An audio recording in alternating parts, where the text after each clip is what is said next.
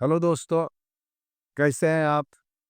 आज मैं आप लोग के सामने में ये बताने आया हूँ कि बिहार में चुनाव आयोग द्वारा एसआईआर प्रक्रिया पर जो हंगामा मचा हुआ है चुनाव आयोग के वजहों से, उसमें 10 जुलाई को सुप्रीम कोर्ट ने चुनाव आयोग को आदेश दिया था कि आधार कार्ड और वोटर आईडी कार्ड को इस एसआईआर में, स्पेशल इंटेंसिव रिवीजन में आप शामिल करो।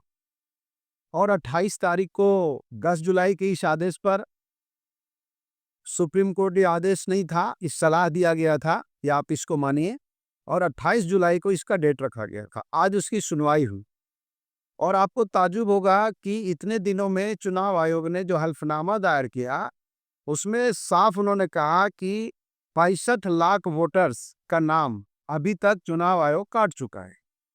इस 65 लाख में 7 करोड़ 24 लाख अब वोट बचे हैं। पूर्व में 7 करोड़ 89 लाख वोटर बिहार में थे।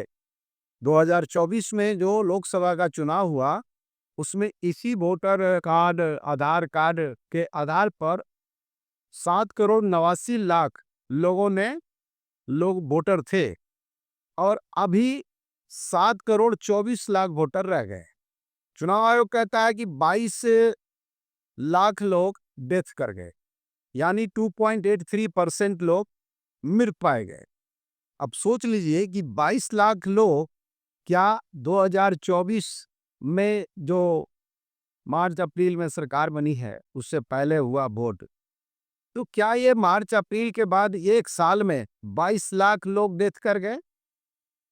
दूसरा, अब 36 लाख वोटरों के बारे में चुनाव आयोग का कहना है कि 36 लाख वोटर दूसरे जगह पर शिफ्ट कर गए, यानी 4.59% लोग बिहार से दूसरे जगह में शिफ्ट कर गए।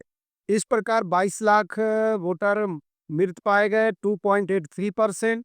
36 लाख वोटर दूसरे जगह चले गए, 4.59%। और दो जगह नाम जिनका है उसका चुनाव कह रहा है कि 7 लाख वोटर ऐसे हैं जो दो जगहों में नाम है, 0.89%। इस प्रकार चार वो 7, साढ़े 7, 8% वोट, 8% टोटल वोटर का नाम कट गया।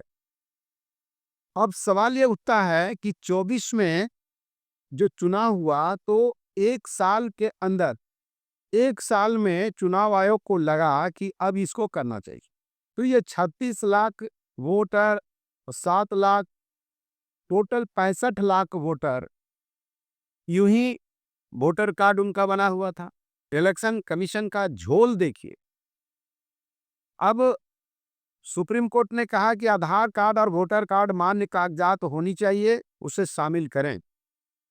इस पर एडीआर ने कहा था, जो हल्फनामा दायर कर रहा था, एडीआर जो संस्था है, उसने कहा कि एसआईआर में ईआरओ फॉर्म अपलोड कर रहे हैं।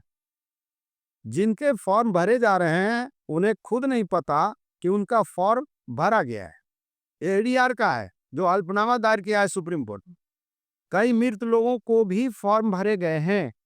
एक तरफ इलेक्शन कमीशन कह रहा है कि हमने मृत लोगों को हटा दिया। अरे भाई, जब हटा दिए तो फिर कई मृत लोगों के भी फॉर्म भरने की जो शिकायत है वो भी हल्फनामा एफिडेविट करके एडीआर दिया है। अब दूसरा उनका आरोप था, जिनका फॉर्म भरे गए हैं उन्हें एक खुद नहीं पता है कि उनका फॉर्म किसने भरा, और बड़े पैमाने पर एसआईआर में गड़बड़ियां हो रही हैं। ये भी शिकायत एडीआर ने सुप्रीम कोर्ट में एक एफिडेविट के तहत किया है।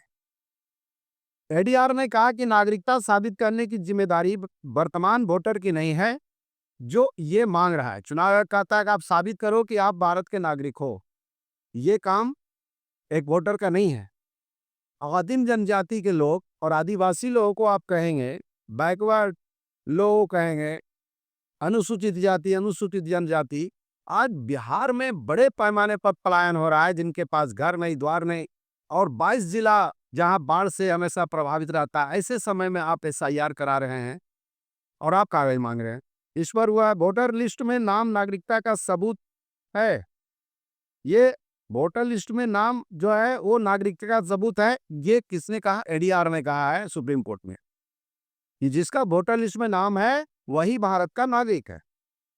एसआईआर में फॉर्म एक साथ यारो अपलोड करते हैं। इस बीच बिहार से एक बड़ा ही चौंकाने वाला बात आया है, तो शायद चुनाव आयोग को और सुप्रीम कोर्ट को फिर से सोचना पड़ेगा। चुनाव आयोग ने कहा क्या? निवास प्रमाण पत्र चाहिए। अब जो गड़बड़ झाला कहाँ है देखिए, अभी पता पत इस बीच बिहार से एक अजीब कारनामा सामने आया है। क्या है कारनामा? बिहार सरकार के कर्मचारियों का और उनके पदाधिकारियों को आप देख लीजिए क्या कारनामा। एक कुत्ते का बिहार में निवास प्रमाण पत्र मिल गया। अब कुत्ते का नाम जो निवास प्रमाण पत्र में है उसमें कुत्ते का नाम है डॉग बाबू, पिता का नाम कुत्ता बाबू, माँ का नाम पुतिया देवी और एड पोस्ट कवाली चक, वार्ड नंबर 15, पीएस और डिस्ट्रिक्ट मसौढ़ी। और उसमें लिखा हुआ है, प्रमाणित किया जाता है कि ये बिहार के निवासी हैं। सर्टिफिकेट पर ऊपर लिखा है बिहार सरकार, इसके राजस्व अधिकारी मुरारी चौहान के डिजिटल सिग्नेचर से यह सर्टिफिकेट जारी हुआ है। बिहार में कुत्तों को भी निवास प्रमाण पत्र मिल रहा है और चुनाव आयोग को इसकी खबर नहीं है। तो आप कुत्ता को भी मतदाता बना दीजिए यदि निवास प्रमाण पत्र को ही कहते हैं आप। अब यह बात जब सोशल मीडिया पर आया है तब इस सर्टिफिकेट को कैंसिल किया। इस एसआईआर के बीच डॉग बाबू का प्रमाण पत्र क्या कहता है, यह हम भारतवासियों को सोचने की जरूरत है।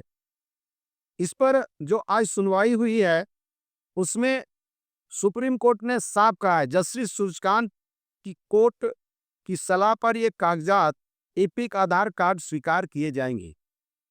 जब चुनाव आयोग ने कहा कि हुजूर एपिक जो है वो नागरिकता का प्रमाण नहीं है, उसके बाद इसे कुछ बोलता है, इससे पूर्व ही जस्टिस सूर्यकांत बोले आप एपिक आधार कार्ड को शामिल करेंगे। इस पर चुनाव आयोग ने कहा कि एपिक निर्णायक नहीं हो सकता।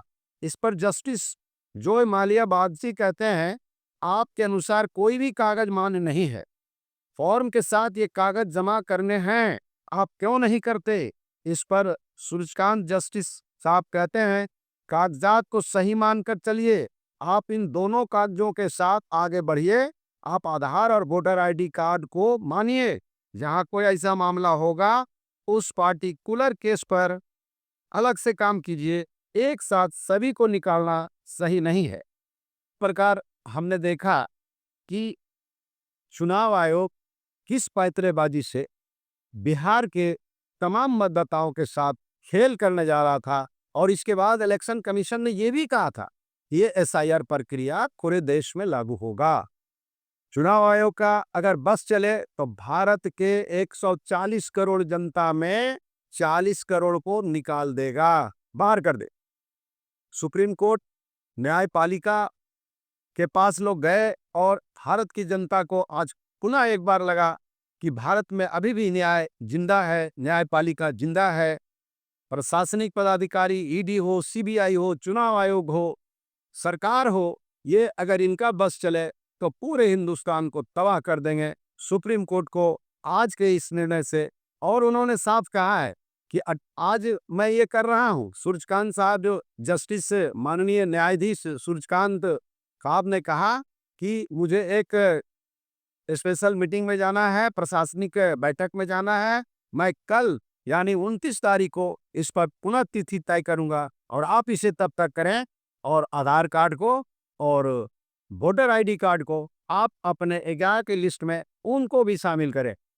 ये आज जबरदस्त फैसला भारत की जनता के पक्ष में आया है, बल्कि न्याय किया गया है, किसी के पक्ष और विरोध में नहीं।